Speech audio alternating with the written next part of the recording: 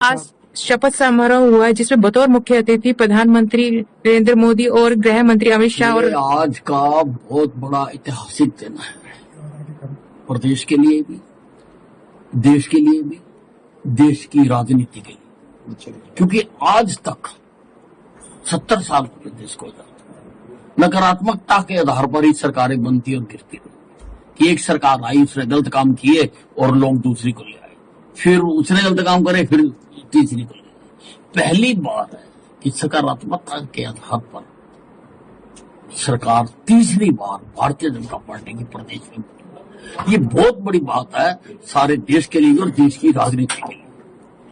अमित साहब, कल मंत्रिमंडल की बैठक है, उसमें क्या नया कुछ लेके जा रहे हैं? अब जो एजेंडा आएगा उसमें देखते हैं क्या उसमें जो आएगा एजेंडा। कुल मिला के हमारा एक ही एजेंडा कि हमने प्रदेश के लिए, देश के लिए काम करना है और हरियाणा को भी उसी रफ्तार के साथ हमने आगे लेके जाना जिस रफ्तार के साथ नरेंद्र मोदी जी देश को विकसित भारत की ओर लेके जा। कहीं न कहीं आपका भी चेहरा था मुख्यमंत्री के तौर पर, उसको किस तरह से देखते हैं? भैया, मैंने कभी नहीं कहा कि मैं मुख्यमंत्री बनना चाहता हूँ। मैंने तो एक स्पष्टीकरण दिया। मेरे कार्यकर्ताओं में एक बात फैला दी गई कि वे अनिल विज तो बनना ही नहीं चाहता, कोई जिम्मेवारी लेना ही नहीं चाहता।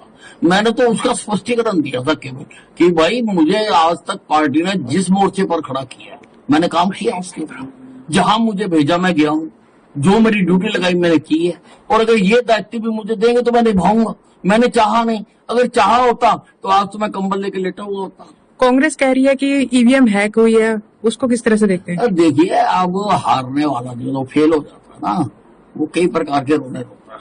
कई बार तो कहता जी कमरे में रोशनी कम थी, कभी कहता मेरी शाही गिर गई थी, कभी कहता रास्ते में मेरी साइकिल पंक्चर हो गई थी, कभी कहता रेड लाइट हो गई। तो ये रोने के अलग अलग तरीके हैं। खास करके कांग्रेस के हुड्डा साहब को क्या मैसेज देना चाहेंगे जी? देखिए, ऐसा अगर मैं एक छोटा सा कार्यकर्ता, 120 दिन का चुनाव का समय था, हर मुकाम पर मैंने कहा कि तीसरी बार भारतीय जनता पार्टी बिना किसी के समर्थन के और सहयोग के सरकार बनाएगी, जो कि सच में साबित हुआ। अगर मैं देख सकता हूँ तो ये क्यों नहीं देख सकता? क्योंकि ये जनता में रहते ही नहीं, हम जनता में रहते हैं, हमें जनता की नब्ज देखनी आती है और इनको जनता की नब्ज नहीं पता। और जिस डॉक्टर को जनता की नब्ज, मरीज की नब्ज ना देखनी आती हो, उसको अपना क्लिनिक बंद कर देना। आज सरकारी कर्मचारी खौफ लेते हैं आपसे कि गब्बर आगे काम करो, तो इस बार क्या? देखिए, ऐसा मैं अनिल विज हूँ, अनिल विज था, अनिल विज ही रहूंगा। अब लोग मुझे कई नामों से बुलाते हैं, लोग मुझे बाबा भी कहते हैं।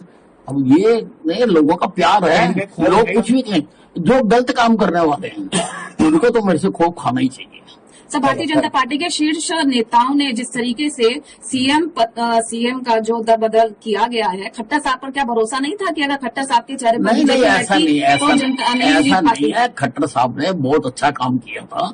ये जो तीसरी बार रिपीट हुई है, इसमें खट्टर साहब का बहुत बड़ा योगदान है। 9.5 साल मुख्यमंत्री वो रहे हैं, इसीलिए उनके अच्छे काम को देखते हुए उनको वो और ऊपर ले गए कि सारे देश में उनके काम का लाभ। सर, आखिरी सवाल सर, मैनिफेस्टो में जैसे 20 पॉइंट दिए गए, सबसे पहले अब जैसे कल से आपका कार्यकाल शुरू हो जाएगा, मतलब सबसे पहले फर्स्ट टाइम महीने 2 महीने में क्या होगा? ये सारे जो हमने कहा है हम वो करते हैं। आप देखिए, नौकरी का कहा था, सारों को जारी कर दिया ना लेटर हमने, तो हम जो कहते हैं वो करते हैं। हम वो करने वाली सरकार है, इसलिए लोग हमें लाए। न्यूज नेशन अब व्हाट्सएप पर खबरों की ताजा अपडेट के लिए न्यूज नेशन के इस QR कोड को स्कैन करें।